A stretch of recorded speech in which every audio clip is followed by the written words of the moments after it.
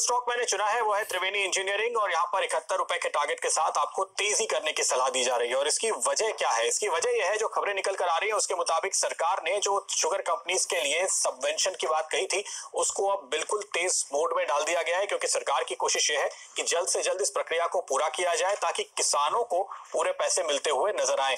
और इसके लिए दरअसल एक जो नोटिफिकेशन बाहर आया है बैंकर्स के हवाले से, जो जानकारी हमें मिल रही है उसके मुताबिक ये कहा गया है कि सारी शुगर कंपनीज को जिस भी अमाउंट पे सबवेंशन का फायदा लेना है उसके 25% तक पैसे किसानों को 26 तारीख तक चुकाने होंगे।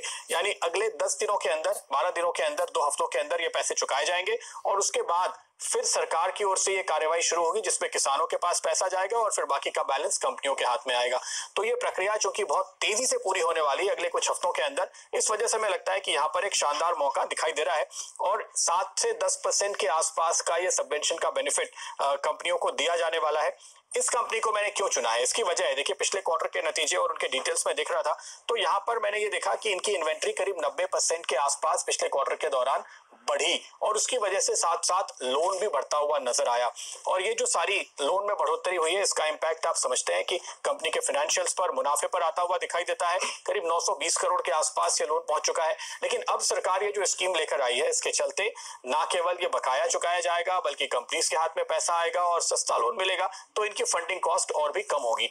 ऐसी स्थिति में ये देखिए कि एक ऐसी कंपनी चुनी है जहां पर ऑलरेडी फाइनेंशियल कंडीशन बेहतर हो और जो मुश्किल वक्त में भी इस कंपनी ने अपने 100 करोड़ के आसपास के कर्ज पिछले 9 महीने में चुकाए हैं।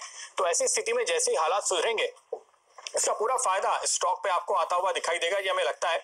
और पिछले क्वार्टर का अगर मैं आपको एक अंदाजा दे दूं, 20% से इनकी सेल्स बढ़ी थी और प्रॉफिट जो 89 करोड़ का था, दरअसल इसके पहले के 2 क्वार्टर में 45 करोड़ का मुनाफा आया था और इसके बाद पिछले क्वार्टर में 89 करोड़ पे मुनाफा आया। क्यों? क्योंकि शुगर के दाम बढ़ गए। कितने बढ़ गए?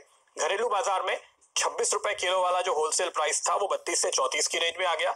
अंतरराष्ट्रीय बाजार में भी करीब 25% से सितंबर के बाद से रेट बढ़ते हुए नजर आए हैं। तो अगर 1 रुपए से दाम बढ़ता है चीनी का तो उसकी वजह से जो मुनाफा है उसमें आपको बहुत कई गुना ज्यादा फायदा मिलता हुआ नजर आता है और वही चीज शुरू हुई है जो और आगे बढ़ती हुई हमें फिलहाल दिखाई दे रही है। यहाँ पर ये जो ग्लोबल शुगर प्राइस के तेजी का ट्रेंड है वो बरकरार रहने की पूरी उम्मीद की जा सकती है। और साथ ही साथ एक और खबर निकल कर आई है कि उत्तर प्रदेश ने अपने जो हमारे देश का सबसे बड़ा शुगर उत्पादक देश है, आज ये जानकारी निकल कर आ रही है कि उन्होंने अपने शुगर प्रोडक्शन के अनुमान में करीब 7 लाख टन की कटौती की है। तो अगर प्रोडक्शन भी कम होता हुआ नजर आए तो ऐसी स्थिति में जाहिर है कि आपको यहाँ पर और भी दाम बढ़ते हुए दिखाई देंगे और उसका फिर पूरा असर मल्टीप्लाई होकर आएगा कंपनीज के मुनाफे पे। सिर्फ एक अंदाजा मैं आपको दूंगा पार्थिव, इसके पहले कि आपकी राय लें, अगर आप कंपनी के मार्जिन्स देखें वो करीब करीब 1/3 रह गए हैं जो नॉर्मल मार्जिन हुआ करते थे। और अगर नॉर्मल स्थिति फिर से लौट कर आती है, दाम फिर से बढ़ते हैं तो यहाँ से मार्जिन 2 से 3 गुना होने की उम्मीद की जा सकती है।